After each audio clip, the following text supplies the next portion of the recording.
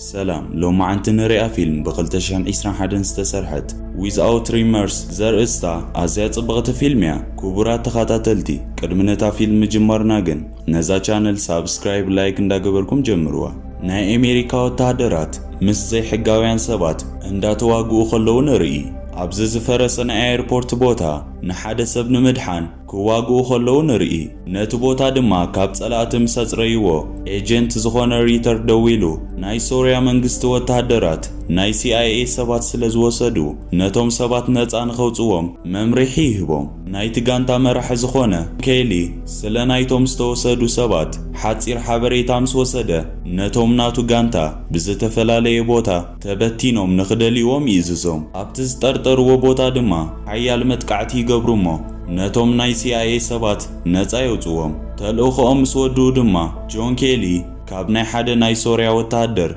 جبو يفتشومو ابت جبانايت وتادر ناي روسيا وتادر كم زخونه زغلص ناي موبايل حبريتا يركب اتي ايجنت ريتر دما كله غديفول بزتخالو متن كاب زبوتا نخنقساقس ينغرو كابت بوتا قدم موصوم دما بناي روسيا جروب تواغاتي متقعتي يخفتلهم كيلي نتوم ناتو جروبن دما مليسوم كتقعي جمرو شعو دما ناي روسيا حيلي السارياتات مأكبو بوتا مخاني يفلتو از مخنيات دما اب اشغارو وكي ياتو اتوم نصا زوصو بناي روسيا وتادرات تحيزوم زنبرو ناي CIA ابالات سبات دما ابتنايت هنصا لعل بوتا هليكوبتر سلازلا ناب لعلي يديبو ابتا تصبيوم زنبرت هليكوبتر كلهم مسديبو دما كيلي عركو بناي روسيا وتادرات بموماتو حريقو نريتر نسخيخه تحتات اندابله كباسو يدلي نتبوتا كله دما فنجيرومو يخدو شعو دما دحرس توسنه غيزي حاد خابتوم غانتا ابال زخونه اب قربا غيزي طروتا سلازوصه مسدرو انداتزاناغع غيزي يحلف انت خونه گن ناب دغ اب زوصلو غيزي اب مكينا بزنبرو ماننتهم بزيفلت سبات مكينا غيروم يهرمومو يموت بتمساسال زخونه منگد دما كال طروتا زوص وتادر ابتوم غانتا بزي تفلتو سبات يقتل ازوم زموتو سبات دما قدم 3 عامت نتوم بناي سوريا وتهدرات تتحيزوم زنبرو ناي CIA ابالات نصا زوصو وتهدرات ناتوم غانتا يمنيرو زخمزي لخلو دما كيلين سبيتون اب مدقسيوم كوينوم يعللومو مسمسي دما كيلي سبيتون خدقس قديفوا يخيدمو اب صالون دكيسو موزيكا اندا سمع اندا تزاناغع خلو اغاطامي اتا لابتوب چارج تود امو تطفئ نتا لابتوب دما چارج خغبرا مسفتنه مسرح يابيو ناي الكتريك حيل دما خمس تقارص يردا ناب غزوم سيروم اتيوم ناي زمصو زنبرو سواد دما دمص يسمعمو كابتس حبي شغوت حيزو نابت دمص زمصلو زلو بوتا خيد يجمر انت خونه گن بوزحات سبات نتغزا سيروم نابتغزا خمزاتو يردو امو بزحزن كونتات گن نسبيتون نتخولد زصبي زنبره ولادون بزي دنگاص يقتلوم نفس صور سبيتو كمز قتلوا لستردو كيبي دما نزوم ماننتهم زي فلتو سبات ببحدي قتلهم اب موداتا گن نابتز طرف حد سبي خيدمو شعو كلتيوم دما كتكوسي يجمرو كيلن اتسبن دما بطي تهاريموم يودكو اتصلا دما كيلي شغوتو طيت كمز ودات مسفلته كابت غزاوصي يهدم كيلي دما كيدو ناب سبيتو مسرأيا گنسا بهوت ايصنحتو كيلي دما تهاريمو سلازنبره ناب هوسبيتال يوسد دحر قرب معلتات دما ابتزاتو حكمنا ينكح ناي بحر حيلي ابال زخونت كيرن دما سبيتون ناي قدمسو ابال زنبرو كلتو وتعدراتن كم زموتو تنگرو بتوسخ دما اتوم سترفو وتعدرات ابو حسنت زيبول بوتا خمزلو تنگرو ابغزو مصيوم دما اتوم نفس صور سبيتو زقتلو لسبات سرقت زيكونوس بغبو زسلطانو سبات كم زخوني نگرا نحنا مفداي زموتو خم زخونو دما قصيلو ينگرا نايتوم زتقعوم سبات ماننت كتنگرو كتحجزو يحتا انت خونه گنسا ولا حنت حبريتا بوم كم زي بلان ولا حنت خم زي تفلت انت نگرو از زغاطمه نگر دما اب مرمرا سلازلو عرفت نخوسد تنگرو كيلي موداتا كما سيتي حومو ابنا US حيل وتهدرات دما ياتو از خمزي لخلو دما ناي وتهدرات حيلي صحافي مصري ترن ምስ ግሪንን ኤጀንት ዝኾኑ ሰባት ኣኼባ የዳሉ ክዘራረቡ ከለዉ ድማ እቶም ዘጥቅዑ ሰባት ናይ ሩስያ ወታደራት ምዃኖም ነቶም ኤጀንት ይነግሮም። ናይ ሩስያ ወታደራትን ናይ ሩስያ ፌደራል ሚስጢራውያን ኣባላት ከም ዝኾኑ ይነግሮም። ኬሊ ነቶም ምስኡ ዝነበሩ ወታደራትን ቅድሚ 3 ዓመት ናይ CIA ሰባት ብናይ ሩስያ ወታደራት ተታሒዞም ከም ዝነበሩን ንዖም ንኽሕግዙ ድማ ንኽፈትሕዎም ኢሎም ንናይ ሩስያ ፌደሬሽን መጥቃዕቲ ከም ዝኸፈቱ የዘክሮም። ስለዚ ሩስያውያን ነቲ ዝገበርዎ መጥቃዕቲ ሕነይ ፈዲኾም ዘለዉ ወሲኹ ይነግሮም። እንተኾነ ግን CIA ነቲ ነገር ንምዝሓል ኢሎም ዝኾነ ዓይነት ተወሳኺ መጥቃዕቲ ከም ዘይፍጽሙ ይነግሮም። ነቶም መጥቃዕቲ ዝፈጸሙ ሰባት ይኹኑ ዋላ ነቶም ሩሳውያን ኣብ ወላ ሓንቲ ዓይነት ባእሲ ከም ዘይኣትዉ ናይ መወዳእታ ውሳኔኦም ይነግሮ። ዝተወሰነ ግዜ ምስ ሓለፈ ድማ ኬረን ንሰበይቱን ንዕሩኽቱን ዝቆተሉ ሩሳውያን ምዃኖም ትነግሮ። CIA ድማ ምርመራ ከም ዘቋረጹ ወሲኻ ትነግሮ። ናይቶም መጥቃዕቲ ዝፈጸሙ ሰባት ድማ ፓስፖርት ናቶምን ሓበሬታ ዘለዎ ፋይል ኣብ ኣሜሪካ ዘለዉ ተሓባበርቲ ኩሎም ዘለዎ ፋይል ኣምፂኣ ትህቦ። ናብ ኣሜሪካ ንኽኣትዉ እቲ ቀዳማይ ዝተሓባበሮም ሰብ ድማ ኣንድሪው ዝበሃል ሰብ እዩ ነይሩ። ኩሉ ኣድላይ ዝኾነ ሓበሬታ ስለ ዝረኸበ ኬሊ ግዜ ከየጥፍአ ነቶም ዘጥቅዕዎ ንሰበይቱን ንዕሩኽቱን ዝቐተሉ ሕነ ንኽፈዲ ይውስን። ኬሊ ድማ ዝሰኸረ መሲሉ ናብ ናይ ኣንድሪው ኦፊስ ዘለዎ ቦታ ይኸይድ። እቶም ናይ ኣንድሪው ጋርድ ድማ ንኸይኣቱ ይኽልክልዎሞ ካብቲ ቦታ ይሰግዎ። ኬሊ ድማ ናብ መኪንኡ ኣትዩ ደድሕርታ ናይ ኣንድሪው መኪና ክኸይድ ይጅምር። እንዳኸዱ ከለዉ ድማ ኬሊ ነታ ናይ ኣንድሪው መኪና ብመኪንኡ ገይሩ የጋጭዋ እሞ ካብ መንገዶም ደው ኣቢሉ ኣንድሪው መታን ከይወፅእ መኪንኡ ምስቲ ማዕጾ ናይ ኣንድሪው መኪና የጋጭዋ። ሽዑ ድማ ኣብቲ መኪና ዝነበረቶ ቦታ ሓዊ ይውልዕ እሞ ናብታ መኪና ኣትዩ ንኣንድሪው ኣብ እግሩ ተኪሱ ይሃርሞሞ ናይቶም 4 ሩሳውያን ግሩፕ ማንነት ይሓቶ። ብዙሕ ምስ ተፈራርሖ ድማ ኣንድሪው ናይቲ ሰብ ስም ቪክተር ሪኮፕ ከም ዝበሃል ይነግሮ። ሽዑ ድማ ብፖላይስ ይኽበብ እሞ ካብታ መኪና ወፂኡ ነቶም ፖላይስ ኢዱ ይህብ። ኬረን ድማ ንኬሪ ናብ ቤት ማእሰርቲ ክትበጽሖ ትመጽእ። ንኣንድሪው ብምቕታሉ ድማ ኣብ ዓብ ጸገም ከም ዝኣተወ ትነግሮ። እቶም ኣብ ኦፊስ ዝነበሩ ሰባት ድማ በቲ ዘርኣዮ ባህርያት ከም ዝሓረቑ ትነግሮ። ሩስያ መጥቃዕቲ ክትፍጽም ከም ዝኾነት ትገልጸሉ። ንሱ ድማ እቶም ንነፍሰ ጾር ሰበይቱ ዝቐተሉሉ በብሓደ ኸይቀተሎም ሱቕ ከም ዘይብል ይነግራ።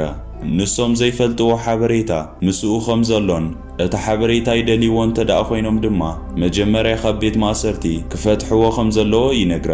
ኬሊ ድማ ናብ ክፍሉ ምስ ተመለሰ ኣብ ደገ ዝኾነ ምንቅስቓስ ከም ዘሎ ይርዳእ። ሓደ ኦፊሰር መጺኡ ድማ ገጹ ናብ መንደቕ ተጠዊ ደው ክብልን ንተወሳኺ ምርመራ ከም ዝድለን ይነግሮ።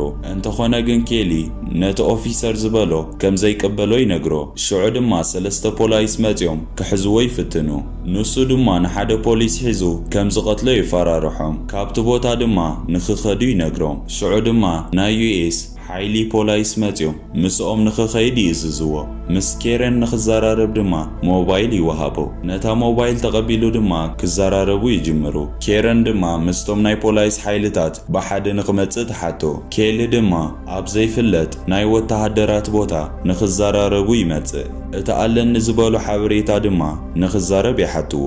እሱ ድማ ናይ ቪክተር ራይኮፕ ስም ይነግሮም። ኣብ ስእሊ ድማ ናይ ቪክተር ራይኮፕ ከም ዝኾነ ይሓትዎ። ኬሊ ድማ ንቪክተር ራይኮፕ ፈልዩ ይነግሮም። ብዝቕጽል ድማ ኤጀንት ሪተር ቪክተር ራይኮፕ ናይ ሩስያ ሰላይ ኮይኑ ኣብ ዝተፈላለዩ ናይ ኣሜሪካ ምንቅስቓሳት ከም ዝሳተፍ ይነግሮም። ብተወሳኺ ድማ ናይ CIA ናይ ነዊሕ ዕላምኦም ከም ዝነበረን CIA ግን ንዕኡ ክሕዙ ከም ዘይከኣሉ ይነግሮም። እቲ ጸሓፊ ድማ ቪክተር ራይኮፕ ኣብ ሩስያ ተሓቢኡ ከም ዝርከብ ይነግሮም። ኬሊ ድማ ንዕኡ ንምሓዝ ምስቲ ተዳልዩ ዘሎ ጋንታ ብሓደ ንኽኸይድ ንኽፈቕዱሉ ይሓቶም። እቲ ጸሓፊ ድማ ይሰማማዕ። ሽዑ ድማ ሌተናንት ኮማንደር ኬለን ናቱ ጋንታ ዝኾኑ ናብ ሩስያ ንዝኸድሉ ኤርፕሌን ክስቀሉ ይዳለዉ።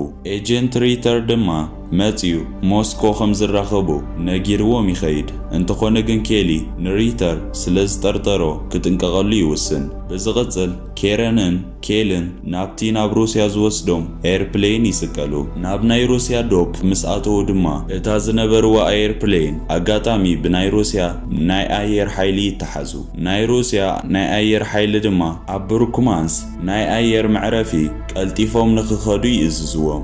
እንተኾነ ግን እቶም ተቆጻጸርቲ ናይታ ፕሌን ምስማዕ ስለ ዝኣበይዎም እቶም ናይ ሩስያ ናይ ኣየር ሓይሊ ተኪሶም ነታ ኣየር ይሃርምዋ። እታ ኤርፕሌን ድማ ኣብ ውሽጢ ሩስያ ኣብ ቫሪንተስ ዝተባህለ ቦታ ኣብ ባሕሪ ይወድቁ። ኬርን እቶም ናቱ ጋንታን ካብቲ ባሕሪ ክወጹን ክሃድሙን ይፍትኑ። ድሕሪ ዝተወሰነ ግዜ ድማ ናብ ሴፍ ሃውስ ናብ ዝኾነ ናብ ቡርኩማንስ ይጓዓዙ። ሪተርስ ድማ ምስ ክልተ ሩሳውያን ኣብቲ ጠረጴዛ ምስቲ ተቐሚጡ ዝነበረ ገንዘብ ኮይኑ ገለ ይሓስብ እሞ ኬር ድማ የስተውዕለሉ። ንዖም ብምጥላሙ ድማ ሓሪቑ ዳሓር ሓቀኛ ዕላምኡን ሓቀኛ ማንነቱን ንኽዛረብ ይእዝዞ። ሪተር ድማ ካብቲ ናይ ኤርፕሌን መጥቃዕቲ ንድሓር ከም ዝመፀን ናይ ቪክተር ተልእኾ ንኽፍጽም ከም ዝመፀን ይነግሮ። እዞም ክልተ ሩስያውያን ድማ ናብ ቪክተር ንኸብጽሕዎም ከም ዝቆጸሮም ይነግሮ። ኬሊ ግን ይሕሱ ከም ዘሎ ስለ ዝሓሰበ ስምዒቱ ምቁጽጻር ከቢድዎ ንሪተር ክትኩሰሉ ይዳሎ እሞ እንተኾነ ግን ኬረን ትመጽእ እሞ ንኬሊ ስምዒቱ ክቆጻጸር ትነግሮ። ኬሊ ድማ ህድእ ይብል እሞ ይገድፎ። ብዝቕጽል ድማ ኤጀንት ሪተር ቪክተር ናብ ዝርከበሉ ቦታ መሪሑ ይወስዶም። በዓል ኬሊ ድማ ኣብቲ ቦታ ምስ በጽሑ ናይ ቪክተር ሓለውቲ ሞይቶም ይረኽብዎም። ቪክተር ድማ ነብሱ ኸጥፍእ ቦምብ ተዓጢቑ ይጽበዮም ከም ዘሎ ኬሊ የስተውዕል እሞ ቪክተር ድማ ንኬሪ ሰላም ይብሎ። ኬልን መሳርሕቱን ንዕኡ ንምቕታል ናብ ሩስያ ከም ዝመጹ ፈሊጡ ከም ዝነበረ ይገልጸሉ። ቪክተር ድማ ንዕኡን ንነፍሰ ጾር ሰበይቱን ንምቕታል መደብ ከም ዘየውፀአ ንኬሊ ይነግሮ። ኬሊ ድማ ምስምዑ ይቕጽል። ቪክተር ድማ ንሱን ኬልን ኣብ ሓደ ጃልባ ከም ዘለውን ሓደ ሰብ ድማ ርእሶም ንኸጥፍኡ ይመርሖም ከም ዘሎ ይነግሮ። ኬሊ ድማ ሓንቲ ግዜ ንኽሰምዖ ንቪክተር ዋላ እኳ እንተሓተቶ ቪክተር ግን ነቲ መቆጻጸር ናይቲ ፈንጂ ይጥውቆ። ንነብሱ ብፈንጂ ፈንጂሩ ይመውት። ድሕሪ እቲ ዝተፈንጀረ ቦምብ ድማ ምስ በዓል ኬሊ ንዝኾነ ዳላስ ዝተባህለ ሰብ ብስናይፐር ይህረም። ነቲ ስናይፐር ዝሓዘ ሰብ ድማ ንኽረኽብዎ ይጽገሙ። ድሕሪ ቁርብ ግዜ ግን እቲ ስናይፐር ዝሓዘ ሰብ ኣበይ ከም ዘሎ ምስ ፈለጡ ተኪሶም ይቐትልዎ። እንተኾነ ግን ካልእ ሰብ ድማ ናብኦም ክትኩስ ይጅምር። ኬረንን ኬልን ድማ ኣብ መወዳእታ ንጸላእቶም ረኺቦም ይቐትልዎም። እዚ ከምዚ ኢሉ ከሎ ድማ ናይ ሩስያ ወተሃደራትን ፖላይስን ነቲ ዝነበርዎ ቦታ ይኸብዎ።